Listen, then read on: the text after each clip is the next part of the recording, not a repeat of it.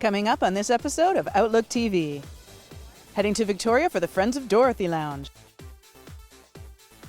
Clear Mortifee's new single.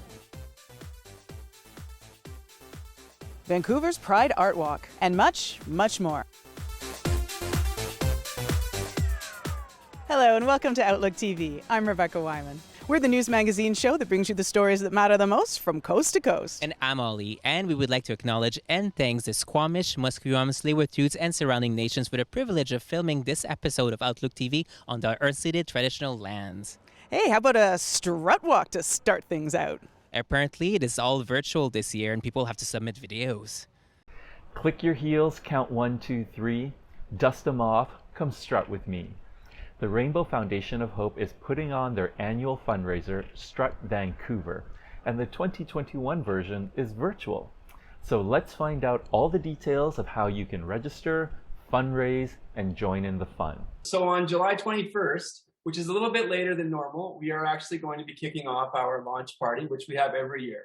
And that launch party essentially brings together all of the volunteers, the donors, the recipients, the community partners, corporate partners, everyone who really works together collectively to help administer the work that we do. We bring them together and we sort of honor them, and we use it as an opportunity to launch into our fundraising period, which essentially is the kicking off of STRUT. So we normally do that in person, but because of the pandemic, we've had to get innovative, and we decided to go virtual, and we're going to have a virtual event instead. Everybody for joining us at the Rainbow Foundation of Hope, hopefully the first and only virtual STRUT. Even though we haven't been able to raise as much funds as we are used to, given 6 grants out, 3 to Rainbow Refugee for sponsorship, 2 new grants for a partner in Nova Scotia, Ubuntu Refugee, working with Rainbow Refugee Association of Nova Scotia. And for the first time ever, we have a partner in Winnipeg. I want to say congratulations to the Foundation of Hope. We're thrilled to be part of the virtual STRUT this year. All sorts of ways that you can participate. You can participate as an individual and commit to a personal fundraising target, or you can form a team, however large you want. And there are prizes, associated with team fundraising and individual fundraising. It's really about expressing yourself in a way that, really it speaks to who you are and your identity and your comfort. Prizes if you wear, for the most outrageous heel, which we always get Fluvog as an important partner to supply a prize for that. Yay! Virtual launch party will kick off registration for STRUT itself. This year, you can participate how you choose to in any activity. So we're encouraging people to have fun with this. Also, you can participate at any time between July 22nd and August 25th. And you can participate wherever you like, actually. So we've opened up STRUT this year Canada-wide. We are a Canadian organization. We issue grants right across the country. So our community is right across this country. And for the first time ever, everyone can participate. Doesn't matter where you live. Mina Mercury and Gloria Hole from Tuck Entertainment, and they're going to sort of put together some kind of format where they will actually be our judges for the individual submissions of participants. So they'll be participating videos or photos, and then Mina and Gloria will actually go through them, and they'll cast some commentary. It's never too late to register for STRUT. Visit strut4hope.org and register for STRUT. You can participate from July 22nd up to August 25th. Such a worthy cause. This is Sister Fancy Pants for Outlook TV. We're going to hop over to Victoria now for another one of your stories. Tell me everything. That's right, I'm so excited because Victoria has a brand new location of Friends of Dorothy, and apparently Jimbo the drag clown is going to be there. Well, hello to TV, it's me, Ollie, and I'm so excited because I'm about to check out Victoria's brand new queer establishment called Friends of Dorothy. I'm meeting with the owner today to talk about all of the Pride festivities and what to expect at Friends of Dorothy's.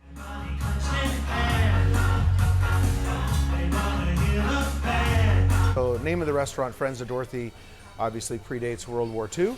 It was a way that we could kind of, hide and say, are you a friend of Dorothy's, and communicate and know if someone was of your community or queer at the time or gay or however they identified, and if they were not, they would say, "Who's Dorothy?" It's a tip of the hat to where we were, and where we are today, and we're Main Street front and center. It's very punk chic, Renaissance, Marie Antoinette, the Let Them Eat Cake, little saucy, cheeky. What type of events can we see here at Friends of Dorothy? You'll see everything from drag shows, burlesque shows, live singing, karaoke when we're allowed to do that again. Many different things, live music, queer entertainers, all kinds of great stuff.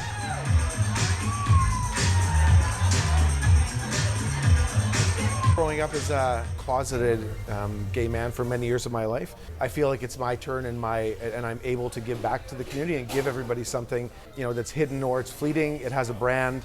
It's a place we can all come. It's got lots of glass. It's bright. Daytime brunch, lunch, and nighttime cocktails and entertainment.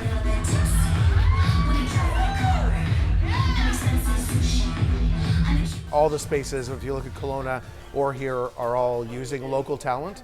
And all of our local talent is, again, I won't say handpicked, but they come to us and we go to them, we source them out.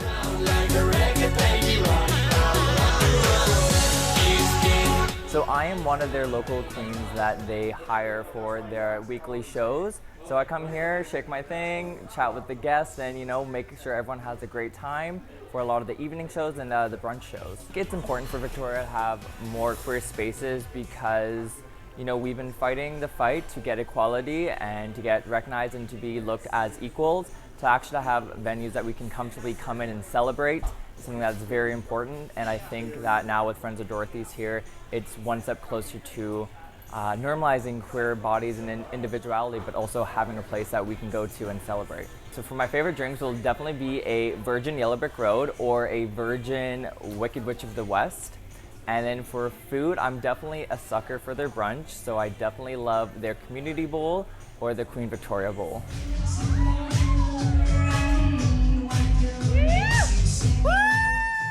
We're working on an off-brand right now that's kind of a spin-off. People are enjoying the space so much in the cocktails and the nightlife and the music and the venue, and it's hard to control. I'm a believer that I always say nothing good ever happens after midnight, so we are going after a club-type setting now. And it'll be called DAD, D-A-D, and it's Dorothy's After Dark, so a little fun. For Outlook TV, this is Ollie in Victoria. We have to take a little break now. During the break, I'm going to check out what we can do this summer across the country for Pride. Excellent use of your time.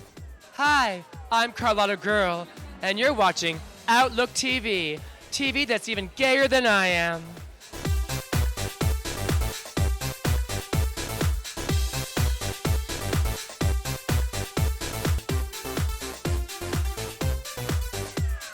Welcome back. You're watching Outlook TV. Apparently, there's a brand new film in production called Empress of Vancouver featuring the legendary Oliv. It's based in 1981. Were you even alive in 1981? I don't think so. This year, Dave Short of Lantern Films is producing and directing a feature film called The Empress of Vancouver, as told through the eyes of local drag queen icon Oliv. Let's go meet him.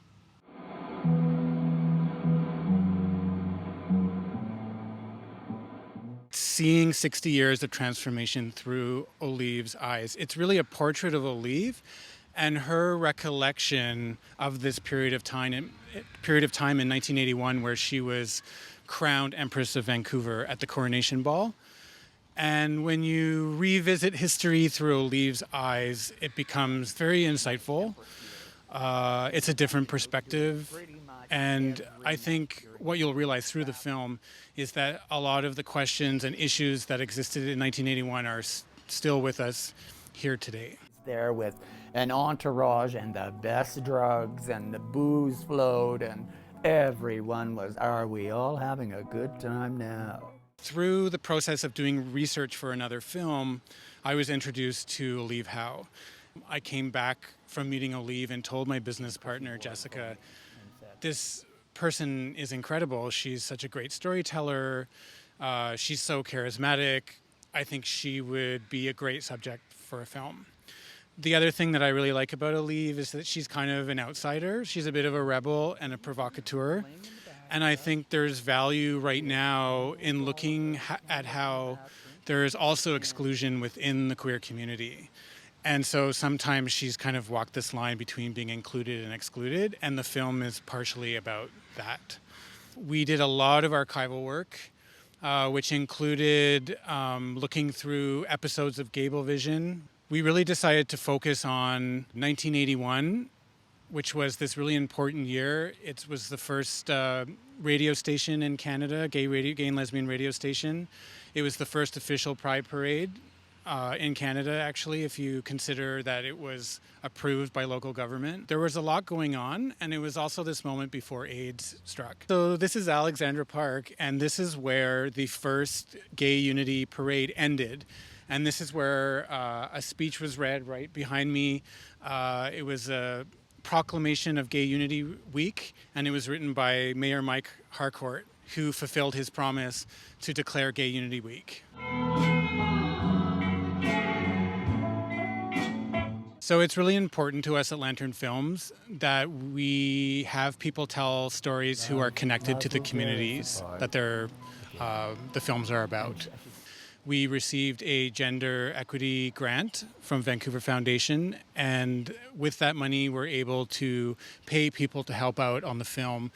I really think that it makes the film stronger because by having more people from the community involved in making the film, it just makes it that more authentic and a stronger reflection of what the film is about. Having loved madly, having been loved madly. The film is due at the end of October, so we're working feverishly to meet that deadline. For Outlook TV, this is Angus Pratt in Vancouver. We started out with strutting our stuff, and now we're going to Art Walk. That's right, the Vancouver Pride Society is throwing an art walk this year for Pride. Well, hello, Outlook TV, it's me, Ollie, and I'm in the heart of Davie Village, where I'm about to take on the Vancouver Pride Art Walk. That's right, this is one of the many amazing events happening this year at Vancouver Pride, and it is curated by the Vancouver Mural Festival. It's our second year of doing our Pride Art Walk this year, so we've got some amazing artists who have installed art pieces throughout the downtown core and the West End. We partnered with Vancouver Mural Fest and they did a call out for artists and went through the applications to see which ones were suitable for public art pieces because they have to be hardy to withstand being out in the public realm for 2 weeks. I'm really excited that we had Strut the Peacock come back this year. It was a piece that was made in 2018 for our Pride premiere event, and the peacock represents bisexuality, so the artist, it was very important for them to have that visibility. So the peacock is down at Morton Park by English Bay. We also have a really wonderful art piece at Nelson Park done by a trans artist, and it's a hopscotch. So you can go there and play hopscotch, and when you read the artist statement, it's super lovely. It's about their journey coming out as trans and transitioning, and there's flowers there. It's really beautiful and lovely to see. And then at the Vancouver Art Gallery, we've got a piece that is like, I describe them as car dealership windsock men, that have blowers and they fly in the sky. So that concept was actually developed by an artist from Trinidad and Tobago, and it was art, and then it got co-opted and corporatized. So this artist is taking that concept back as an art piece, and also a commentary on the corporatization of Pride. So it's an interesting piece with a lot behind it. When people read an artist statement or concept or what the art piece means to them, it touches them in a different way. When I go to see art pieces, I try and look at them from different angles and different lighting and take photos and video, and then when I go back and look at it later, it makes me think about what the artist was trying to convey. It's important for our queer community to feel like we're taking up that space. We know that even though we have laws that protect sexual orientation and gender identity and expression, that it takes time for society to catch up and for people to feel safe and celebrated and supported in their communities. So we know there's still incidents of discrimination that happen to members of our community. So during this pandemic time where we can't do the big parade that gets so much media coverage and shuts down the city and everyone's aware that it's happening, really important for us to take up that space and have art pieces located around the city reminding people that the spirit of Pride is still here, we're still here, we'll be back next year. You can check out the location of the amazing art pieces around the city on the Vancouver Pride app. For Outlook TV, this is Ollie in Davie Village. We are so excited here at Outlook that we get to feature so many community members and organizations.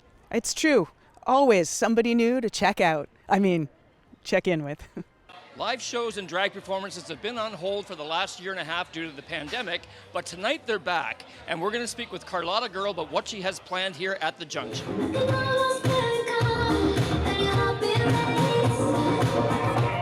My home venue has always been here at the Junction nightclub. I've been doing a show here consistently on Saturday nights for the last 9 years. And then, of course, everything went on complete hiatus with the pandemic. So now we relaunched the name of the show, Absolutely Dragulous, here on Wednesday nights because we have limited capacity.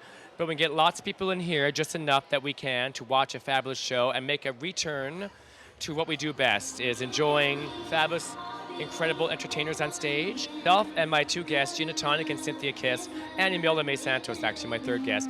We're all really rich with doing lots of different types of performances, impersonations, comedy. We're doing some Kylie Minogue and some Celine Dion. Gina Tonic is very glamorous. She has big, huge, glamorous, sort of like disco-type songs. Cynthia Kiss is new and hot and hip and fabulous with a lot of really current songs. And May is everyone's favorite auntie, so she might do just about anything. So you have a nice, diverse, eclectic mix of fabulousness right here at your disposal.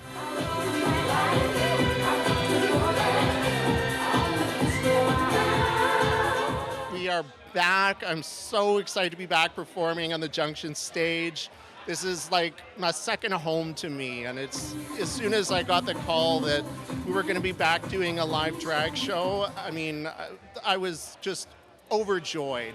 Generally perform really sort of gay anthem, poppy, disco, dancey, kind of fun stuff, very campy, something I can shake my sequins to.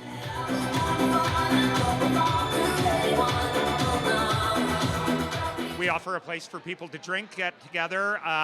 We're excited because we have some drag shows starting. As the restrictions get lifted, we're going to be doing more events at the venues. I do graphics, I do websites, I help with social media, as well as I'm a server, as well as I do kind of a bit of everything, jack of all trades.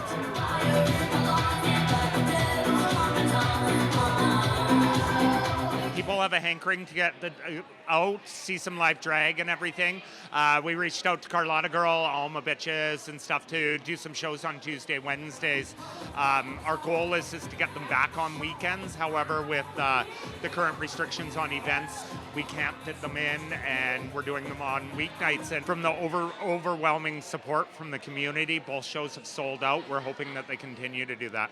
Yeah, I think the community, without a doubt, has been very thirsty for drag shows. It's been one of our most commonly asked questions, I think, within the past year and a half. When are the queens coming back?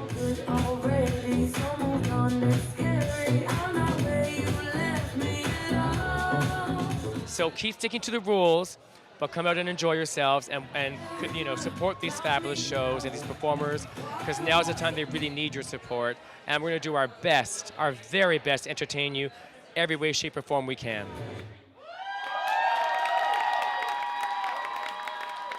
For Outlook TV, this is Angus Pratt at the Junction in Vancouver. It's time for another little break now. I think I'm probably going to try and take his hat off and see just how bad the hair is under there. Well, I wouldn't even try.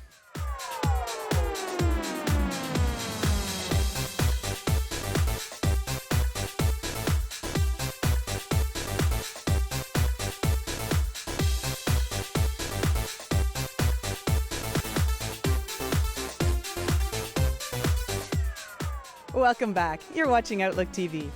Rebecca, how about we step back in time? Ooh, all the way back to 2017? At Celebrities Nightclub? Mr. Spiked. We're in Celebrities Nightclub in Vancouver. We're with the Vancouver Volleyball Association and their Mr. Spiked contest.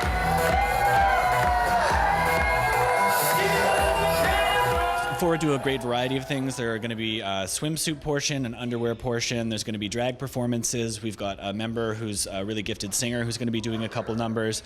And the question and answer period is always hilarious. And we've also brought in judges from other queer leagues around Vancouver. So the curling club is represented, as is the West End Slow Pitch Association. And my friend Sienna Blaze, who's the former Empress, is going to be one of our guest judges as well.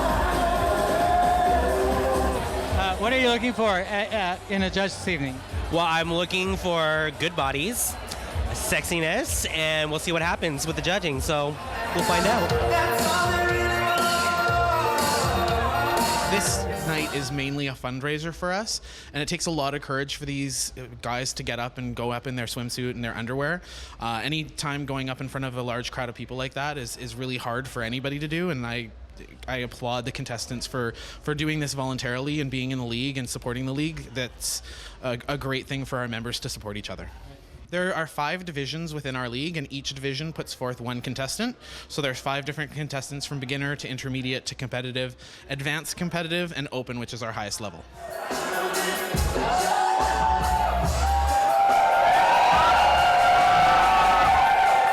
I'm a VGVA member. I love volleyball. That's one of the reasons why I joined VGVA. But I'm actually a family doctor, and I work in the HIV and LGBT community here in Vancouver. So I'm representing all those people.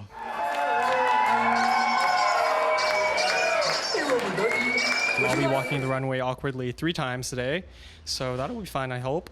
I like your yellow eyeshadow. Thank you. It's going to be part of my swimwear part, so hopefully you like that.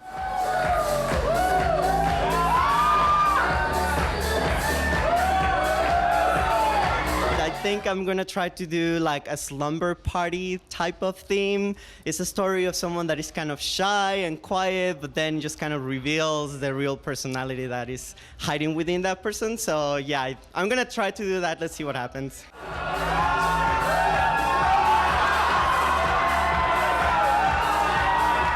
What can we expect from your performance tonight? Lots of tearaways, lots of reveals. Hopefully nothing too shocking, but definitely a certain amount of shock factor. Give it up for Peter, everybody!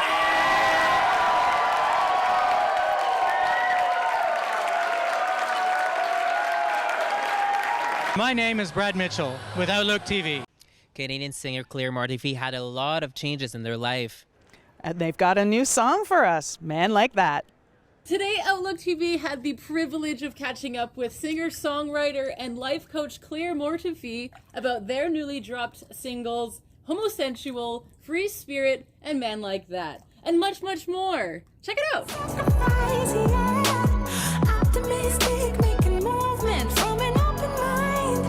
I have been writing music since I was 14 years old, and I think that the process of songwriting for me is a catharsis.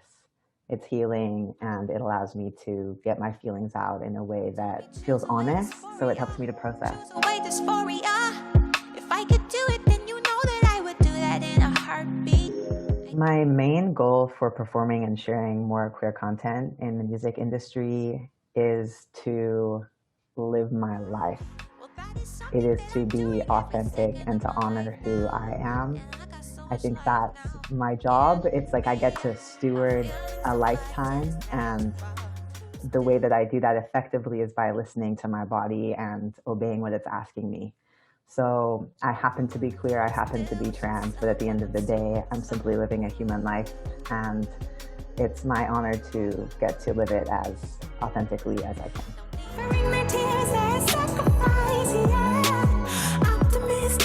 My song Man Like That was originally written 3 years ago now, and I was dating someone at the time who wasn't quite as mindful and tapped into their spirituality as I would have loved to have a partner be. So this song for me was a way of expressing that desire while asking a question to my partner. Is that who you are? Are you optimistic? Do you have an open mind? Is that how you move through life? And, 2.5 years after writing it, when I released it, I had begun my transition. So it was beautiful to realize that I am the man like that now. that I get to become the masculine embodiment of my dreams. The advice that I would give to an up-and-coming queer songwriter would be to stay true to who you are. And I know that we hear that all the time. And I think that an actionable way to do that, to really listen to your body, like get quiet and just sit with no distractions and actually feel what it feels like to live inside of the body you're in. There's so many different pieces that go into a singing and songwriting career and really offering yourself with integrity as a singer. You know, I think one of the things that has been so beautiful for me throughout the pandemic has been recognizing that since I can't tour, but I still want to connect with my community, has been opening myself up to coach people more, and specifically to coach singers. It's something that I have over a decade of experience in now. And now that I'm, you know, shifting into a different part of my life as I'm transitioning, I'm realizing that I actually have so much to give to singers. My spirit, my gender, my body, yeah. My spirit. When I think of a free spirit, what comes to mind is a spirit that allows itself to be authentic and be expansive and exponentially itself. I think I know the definition of a free spirit. In fact, I'm practicing it right now. I'm Emily Ann Fraser. You're watching Outlook TV Vancouver. That's all the time we have for this episode of Outlook TV, but we will be back very soon. In the meantime, make sure that you check us out on Instagram, Facebook, and all other social media platforms. And come join us. We love new volunteers. We love volunteers, and we're so much fun. We are. Thanks so much for joining us. I'm Rebecca Wyman. And I'm Ollie. Stay safe, Canada.